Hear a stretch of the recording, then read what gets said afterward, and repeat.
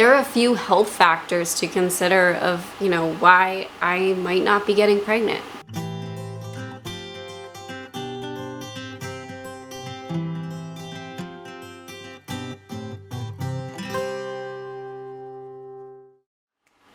Hey guys, good morning. It's Maggie. I am back today.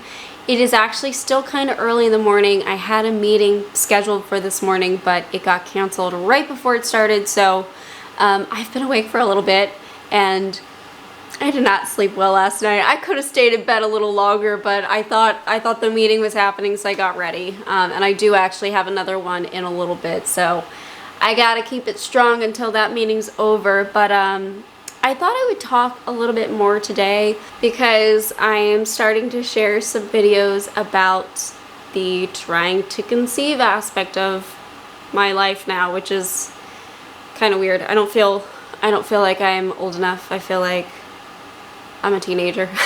I wanted to share about this, and I apologize if this is just not your interest and, it's subject matter that does not matter to you. But I wanted to share this because I haven't seen a whole lot of people talk about going through ostomy surgery, going through the panproctocolectomy surgery, and trying to conceive. So I just thought I would share. I feel like I'm blundering my way through blind. I don't know what I'm doing. And I mean, that's kind of how I did the whole Crohn's thing, the whole ostomy thing. I didn't know what I was doing. I just kind of had to do it and learned. So I guess that's what I'm going to be forced to do in this situation. I'm trying to do all the research I can, connect with all the people that I can online that I know of that have gone through this. And thankfully I have a really good friend that has gone through this. But yeah, I wanted to talk about it, so hopefully you're cool with that. Also, maybe this will answer questions. I apologize if any of this is a repeat that I've talked about in the past. I'm just re-entering this whole thing again and, getting some more testing done. I've got the saline sonogram scheduled for Friday. We got Zach's semen analysis scheduled for next week. I'm trying to think what else. I got my genetic testing done. The results are still pending. Zach's gonna get his done when he goes in for his appointment, and they say it takes like 3 to 4 weeks for the results to come back. And once they come back and the doctor sees them, we schedule an appointment with the company that does the genetic testing to kind of get a consult and figure out if anything pops up to them, I guess. So that's where we're at. And then I am waiting on the HSG for next month because it did feel like a lot this month already, and yeah. We also have to get, Zach and I both have to get infectious disease blood work done, but that we're not going to the fertility clinic for that. We're gonna go to just like a regular lab to get that done. So a number of things on the checklist. I've been trying to learn about different things. Like I got a couple books. I got this guy because I thought it would tell me more about the tests. It's supposed to be before you're pregnant, so it can tell you, what you should do if you're trying to conceive, because I don't know what the hell I'm doing. And it also tells you about fertility testing tests. So it's got the HSG and the saline sonogram and a whole bunch of stuff in here. So I've kind of just been, going to the pages that look interesting to me and reading that. The other book that I got, and I actually got this probably a year ago, and I just haven't opened it yet because it's something that supposedly I have but doesn't affect me. And I've been referred to other YouTubers that have adenomyosis and they have symptoms of it, and I don't seem to, at least I don't think I do. So I got this book. It had mixed reviews because apparently it's very heavy in the treatment that I guess this doctor wants you to get for it. I don't know, but I figured it could potentially be helpful for me to understand. So when I say like I've got a few things going on that could potentially be the problem, could potentially be why I've never seen a positive pregnancy test, I mean that, you know, I've had surgery in the past and that could be causing some scar tissue. in my body. I know it has actually. And I've also got this adenomyosis that has been seen on my MRIs for the last, I think, 3 years. And any time that I have mentioned online, you know, I've had trouble trying to conceive, I always get comments like, oh, you know, it maybe just relax, or just keep trying, or things like that. I think that there is a problem with me. I think that that is totally acceptable to believe that, based on my surgical history. Panproctocolectomies are known to do this. They're known to cause issues. I also am aware that I had a lot of scar tissue in my body after one of my surgeries. So I had my colon, rectum, all that removed in the end of 2019, and just like 6, 7, 8 months later, I had surgery on my kidney because my ureter was narrow. It had a narrow spot. We didn't know why, and when they did the surgery, basically they took out the narrow spot, they resected it, and they reconnected my ureter to my kidney. They said that that portion of the ureter was very inflamed. And then the surgeon also said that when he opened me up, I just had scar tissue everywhere. So he decided to remove as many of these adhesions as possible. He said they were on my liver, they were on the kidneys, they were just, it was kind of everywhere. So he did a lot of work, and that's why that surgery was so freaking painful. I expected pain. I expected pain. It was done laparoscopically.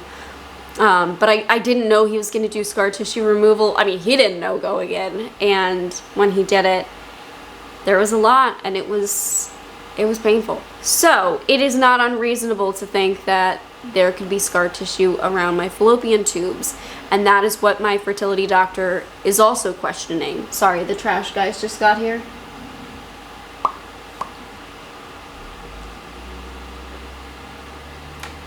There we go. So that's that portion of it. You know, active Crohn's disease also doesn't bode well for fertility, but I don't have any inflammation. I don't have any signs of Crohn's right now. Thankfully, you know, the 𝐜𝐸𝐬𝐬's kept my small intestine really good, and then we got rid of the really bad colon in surgery, so I've been doing really well with that, and my GI was really happy about that as well. So thankfully, I don't think that that is a problem.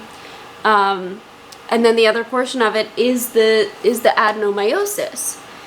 This is something I had no idea about, never even heard of it. Most of the doctors I've spoken to have never heard of it, which makes you feel really great. But it was discovered because I was getting yearly MRIs to check up on the Crohn's to see if there was any like bowel wall thickening or, you know, other signs of Crohn's. And they said that there was a focal or a segmental lesion in my uterus, and as of my last MRI, which was about a year ago, it was a 2 by 3 centimeter size. And I don't know if I have symptoms, honestly, or not. I don't have any pain other than like normal menstrual pain. I don't notice anything else. My periods are kind of, and sorry if this is TMI, my periods are very clotty and tissue-like. I know. But I also can't blame that necessarily on the adenomyosis. I have no idea, because after getting my colon removed and my rectum removed, I've got this pocket in my vagina. I don't have that support from my rectum anymore, so the vagina kind of like tilted back a little bit, and so fluid collects there. And I don't think it's unreasonable to think that the fluid collecting there, my period blood, is clotting in this pocket before it comes out, and that's why it looks so clotty and also looks like copious. But I don't know. So I don't know what to think of that. I know that some of the testing they're going to do is going to look at this and see if it could be an issue. I did ask the fertility doctor, you know, I told him the size of what they said the adenomyosis lesion looked like. And I said, is that big? And he didn't really answer. He was just like, well, let's just see if it actually is adenomyosis. And then I looked up the size of a normal uterus, and a 2 by 3 centimeter spot sounds kind of big to me. I don't know. The good thing about it, though, I believe, is that it is supposed to be just one focal spot. It has not moved. I don't believe it's grown, and it's not diffuse. Like, it's not everywhere in my uterus. So I guess that's positive as far as I know. I will have to see what these tests come back. I am just like, in my mind, I believe that it is my fallopian tubes. Like, nothing's getting through. That's what I'm going to assume. And that's kind of what I've assumed, for the last couple of years. I haven't really sat down a ton until recently and thought about what happens after that's discovered. And I know I'm getting ahead of myself because we don't know if my fallopian tubes are blocked, but I feel like they are. I feel like that's going to be the thing. And I don't know what that looks like afterwards, because is it a surgical fix? Am I ready to go through another surgery? If it was laparoscopic, yeah, I've done it enough. Been through that rodeo before. I know there are non-surgical options. This book was kind of telling me about that too. If the fallopian tubes are blocked, there's ways that they can cannulate sometimes. But that like depends on where the blockage is and how close to the uterus it is. And then sometimes the recommended way is IVF, and I don't know if that's something I want to do. And I'm not writing it off completely, but Zach and I talked about it recently, and I don't know if either of us really like that idea. I think it's a wonderful option for so many people, but I don't know how far I want to take this. And maybe my mind will change if we get to that point, and because I would like to experience pregnancy, but there are many ways to a family, and I've talked about adoption before, and it is something that I would like to do no matter what. That is just like what I want. Like, whether or not I was able to carry a child myself, I would want to adopt. It's just the circumstances around adoption as well as IVF. They are both very expensive, stressful, emotional processes that I think I'd be able to handle in the future, but not at this moment. So that is why I'm starting the fertility testing. Is just let's see what's going on.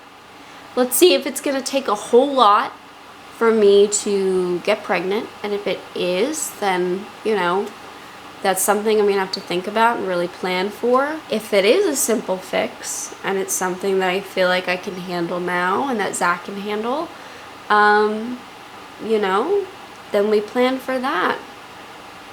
I know, I just kind of started rambling. I apologize. This is me thinking out loud. First steps, though, are get the saline sonogram. That'll take a look at my uterus. So that's happening in 2 days.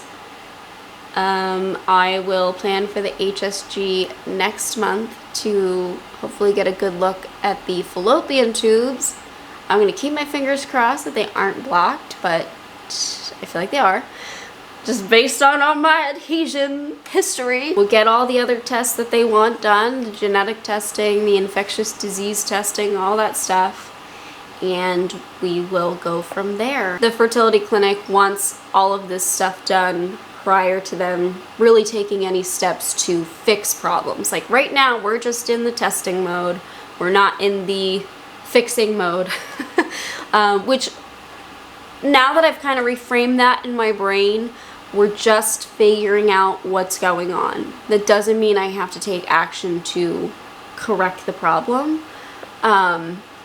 that has made me feel better, and that's kind of why I wanted to start this again. And hey, if it's an easy fix and somehow I wind up pregnant in 2 months, awesome, amazing. I will be absolutely thrilled. I don't think that's gonna happen though. So we're taking it one step at a time. That's all you can do.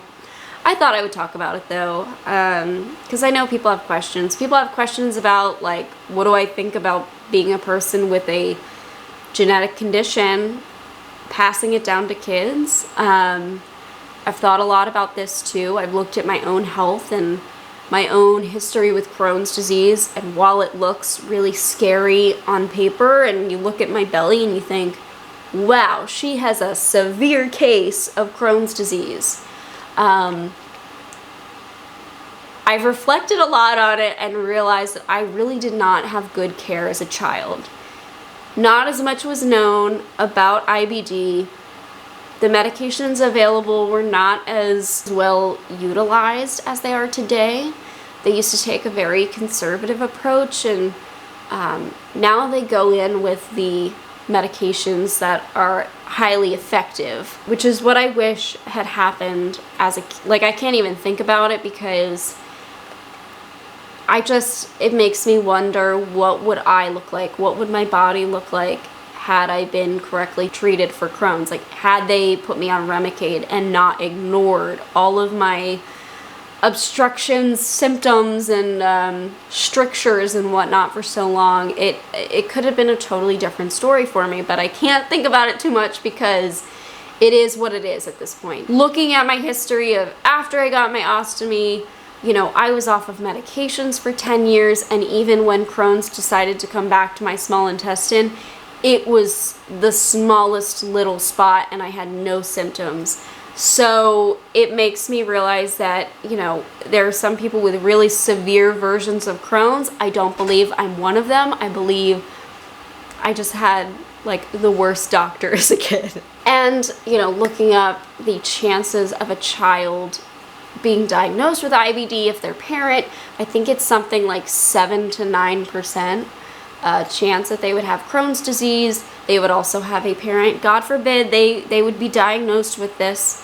They would have a parent that's very knowledgeable, and I would advocate and get them what they need because I know how this works. And I also have thought about it a lot too. There are so many illnesses and you never know who's gonna get diagnosed.